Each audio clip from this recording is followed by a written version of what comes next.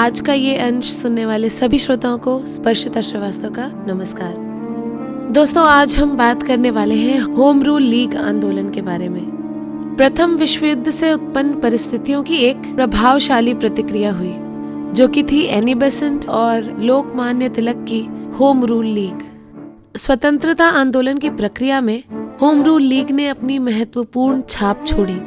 ये आंदोलन स्थिरता के साथ प्रारंभ हुआ, लेकिन आगे चलकर इसने तत्कालीन सभी आंदोलनों को पीछे छोड़ दिया था।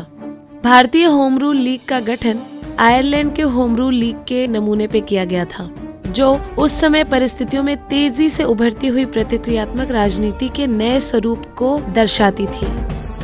एनी बेसेंट और बाल गंगाधर तिलक ने इसे नया स्वरूप दिया। इन दोनों का ये मानना था कि सरकार का ध्यान आकर्षित करने के लिए उस पर दबाव डालना जरूरी है। मॉर्ले मिंटो सुधारों के वास्तविक स्वरूप सामने आने पर नरमपंथियों का भ्रम सरकार की निष्ठा पे से टूट गया था और प्रथम विश्व युद्ध में ब्रिटेन द्वारा भारतीय संसाधनों का खुल के प्रयोग किया गया था। भारतीय इस कारण त्रस्त हो गए थे कि वे किसी भी सरकार विरोधी आंदोलन में भाग लेने के लिए तैयार थे। जून 1914 में बाल गंगाधर तिलक जेल से रिहा हो गए। भारतीय स्वतंत्रता के संघर्ष में सक्रिय भूमिका निभाने के लिए वे एक सुअवसर की तलाश में थे। आयरलैंड के होम रूल लीग के तर्ज पर उन्होंने प्रशासकीय सुधारों की मांग की। तिलक ने कहा, हिंसा के प्रयोग से भारतीय स्वतंत्रता की प्रक्रिया में रुकावट आ सकती है, और उन्होंने होम रूल जैसे आंदोलन के द्वारा भारतीयों की दशा में सुधार लाने के लिए वकालत शुरू कर दी।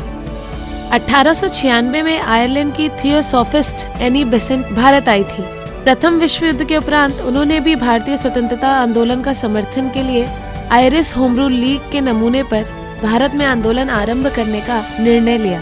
इस लीग के माध्यम से वे अपने विचारों को जनता में प्रसारित करके अपना कार्यक्षेत्र बढ़ाना चाहती थी। 1915 के प्रारंभ से एनी बेसेंट ने भारत में स्वशासन की स्थापना के लिए अभियान प्रारंभ कर दिया। उन्होंने जनसभाएं आयोजित की और न्यू इंडिया और कॉमनवेल्थ नामक पत्र का प्रकाशन प्रारंभ किया।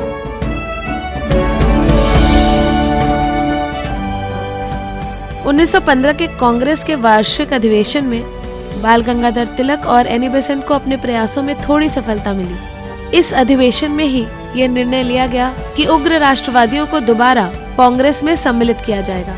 बाल गंगाधर तिलक और एनी बेसेंट ने किसी प्रकार के आपसी टकराव की संभावना को दूर करने के लिए धीरे धीरे लीग स्थापित करने का निर्णय लिया। बाल गंगाधर तिलक ने अपनी होम रूल लीग की स्थापना अप्रैल 1916 में की। इसकी शाखाएं महाराष्ट्र, कर्नाटक, मध्य प्रांत और बरार में खोली गईं। इसे 6 शाखाओं में संगठित किया गया। स्वराज्य की मांग, भाषाई प्रांतों की स्थापना और शिक्षा के प्रचार प्रसार को लीग ने अपना मुख्य लक्ष्य घोषित किया। एनी बेसेंट ने सितंबर 1916 में मद्रास में होम रूल लीग की स्थापना की घोषणा की। मद्रास के अतिरिक्त लगभग पूरे भारत में इसकी शाखाएं खोली गईं। इसकी लगभग 200 शाखाएं थीं। जॉर्ज अरुंडेल को लीग का संगठन सचिव नियुक्त किया गया। हालांकि बेसेंट की लीग का संगठन तिलक की होम रूल लीग की तुलना में कमजोर था, लेकिन इनमें सदस्यों की संख्या काफी बड़ी थी।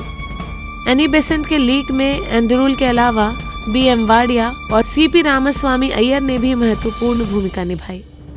होम रूल लीग आंदोलन का मुख्य उद्देश्य भारतीय जनमानस को होम रूल यानी कि स्वशासन के वास्तविक अर्थ से परिचित कराना था। इसने भारतीयों को राजनीतिक रूप से जागृत करने में पिछले सभी आंदोलनों को पीछे छोड़ दिया और भारत के राजनीतिक दृष्टिकोण से पिछड़े क्षेत्र जैसे गुजरात और सिंध तक अपनी पैठ बनाई।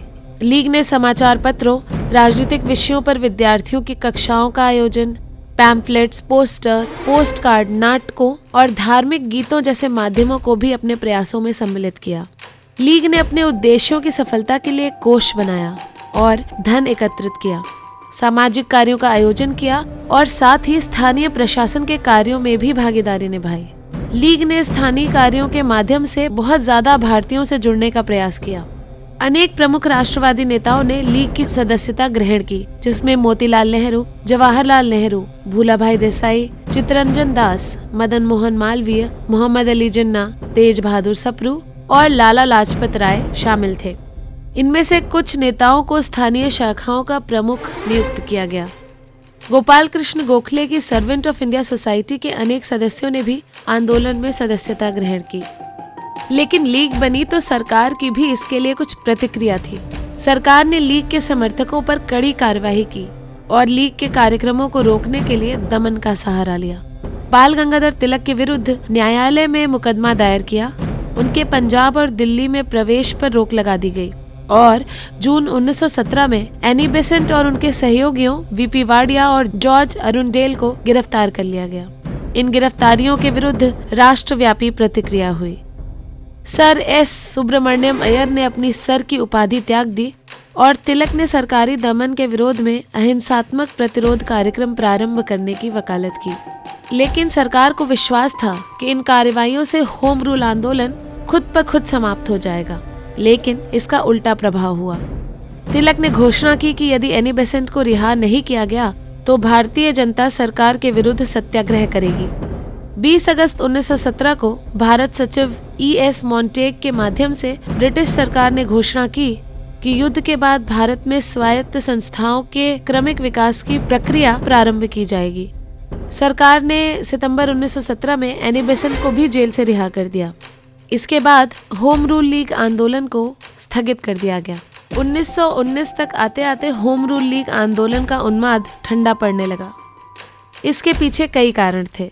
आंदोलन में प्रभावी संगठन का अभाव था। 1917 और 18 में हुए सांप्रदायिक दंगों का आंदोलन पर नकारात्मक प्रभाव पड़ा। एनी बेसेंट की गिरफ्तारी के पश्चात कांग्रेस की सदस्यता ग्रहण करने वाले उदारवादी सरकार द्वारा सुधारों का आश्वासन देने और बेसेंट को जेल से रिहा करने पर ही संतुष्ट हो गए।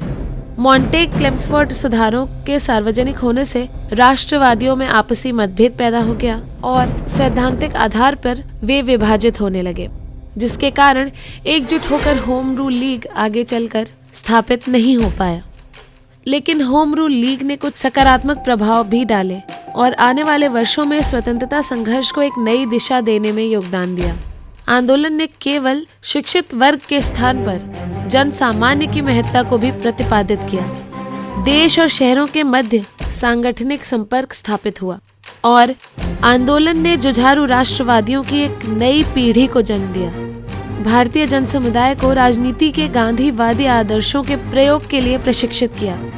बाल गंगाधर तिलक और एनी बेसेंट के प्रयासों से कांग्रेस के लखनऊ अधिवेशन 1916 में नरम दल और गरम दल के राष्ट्रवादियों के मध्य समझौता होने में बहुत ज्यादा सहायता मिली, जिसे हम लखनऊ पैक्ट भी कहते हैं। लीग के नेताओं का ये योगदान राष्ट्रीय आंदोलन की प्रक्रिया में मील का पत्थर था।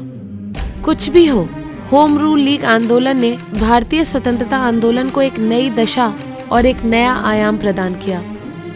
दोस्तों, आशा करती हूँ होम रूल लीग के विषय में ये जानकारी आपको अच्छी लगी होगी।